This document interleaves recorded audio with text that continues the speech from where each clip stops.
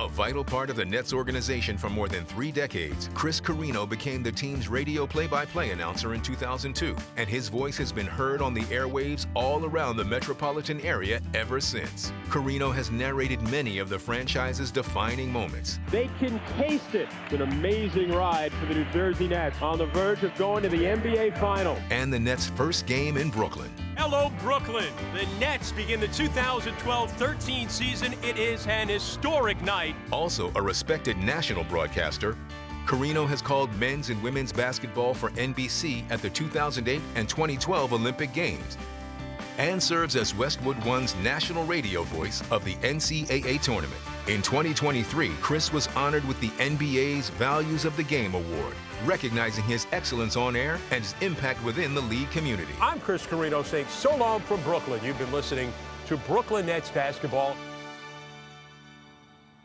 Ladies and gentlemen, please welcome the 2026 Curt Gowdy Electronic Media Award winner, Chris Carrino.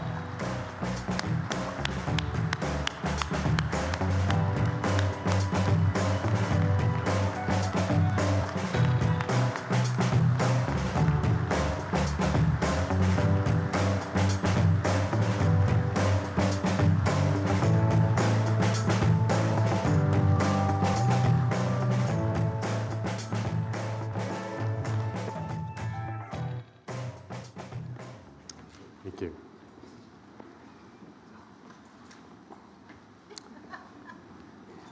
When I was an 18-year-old freshman at Fordham University in the Bronx, the first week I was on campus, I went up to the radio station, WFUV.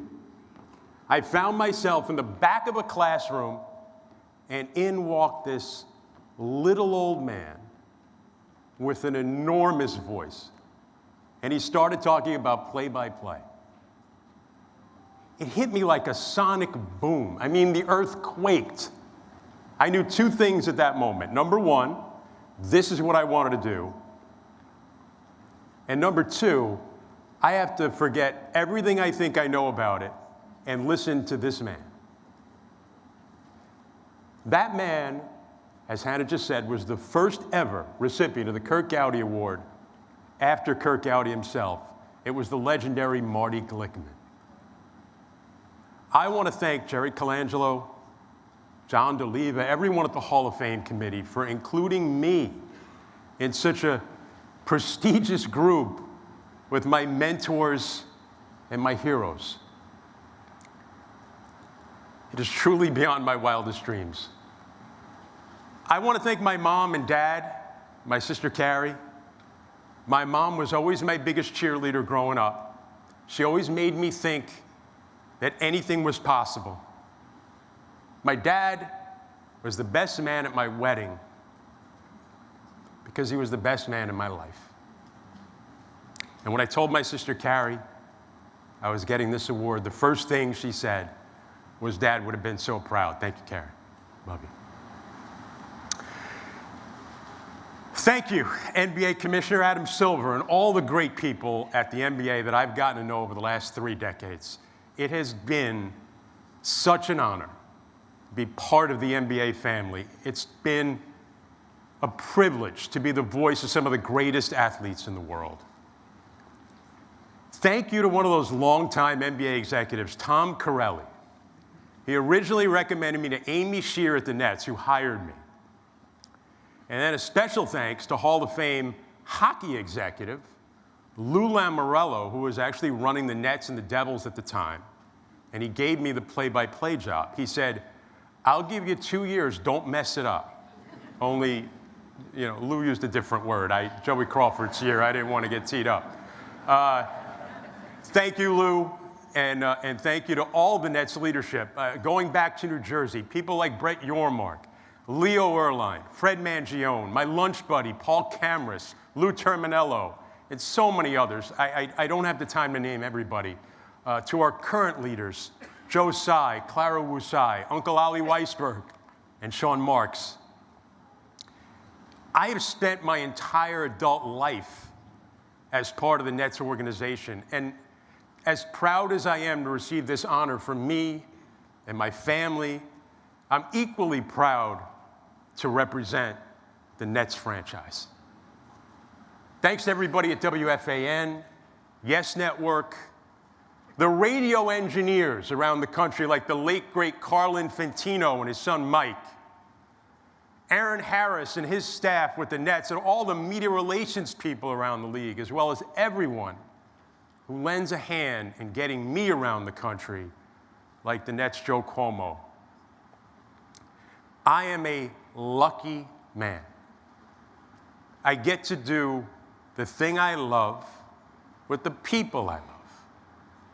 Like my broadcast partner of the last 24 years, the capper, Tim Capstro. Yeah, you can applaud for Tim. That's all right. To call him my radio partner doesn't begin to tell the story. He does more for me than you could ever possibly imagine. And when things took a turn for me physically, he never left my side. He is a best friend, yeah.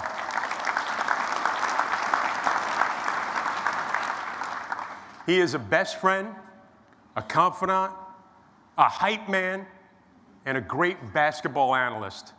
One thing he's not a hugger. He doesn't like to hug, but when I told him I was getting this award, he gave me a hug, and that's when I knew it was a big deal. So, Capper, truly, I share this award with you until you get your own.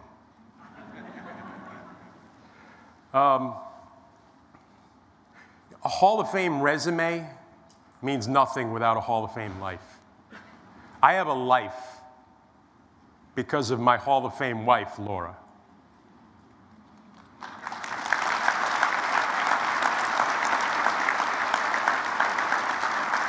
Meeting Laura was fate. I was growing up in Westchester. She was growing up about a mile and a half from where the Nets now play in Brooklyn, with a basketball-crazy father, Leo Faraday, who I never knew, but I know it was meant to be. The love Laura has shown me and the love I feel for her is what gives me the strength, the confidence, the courage to do all of this. That love has always inspired me to be a better man.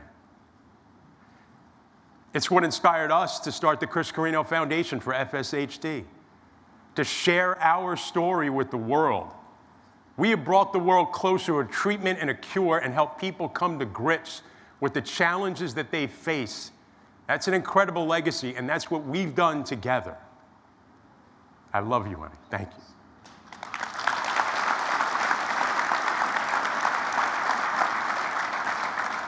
And our son Christopher has always inspired me. He's had to do more than you ever want your son to ever have to do for you. And he's always pushed me to do more than I ever thought I could. Like the time he was about 8 years old, he insisted we take a guy's trip up to Springfield for the weekend and visit the Basketball Hall of Fame.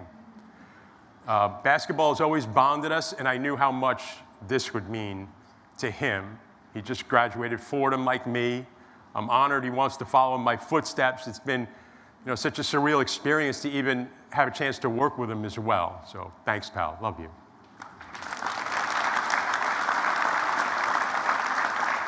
All right, everybody. This award is empowering. There are so many people out there who have something beyond their control that they think is going to prevent them from pursuing their dreams.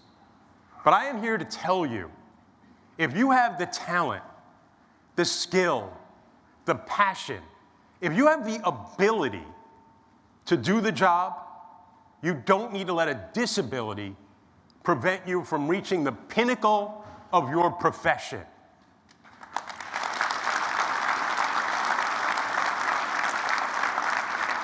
Tom Coughlin was coaching the Giants in 2007, and they're about to face the undefeated New England Patriots in the Super Bowl. A nearly impossible task. Before his team took the field, he showed them John Wooden's Pyramid of Success. I'm sure we've got a copy of that around here somewhere. At the top is the phrase competitive greatness. Only Coach Coughlin replaced it, and he replaced it with the word love. And he told his team that he loved them. And if you have love, you can go out and achieve the impossible. Well, all of you here, and anyone who can hear my voice, I want to tell you, you are now part of my team, and I love you. And I have had so much love in my life.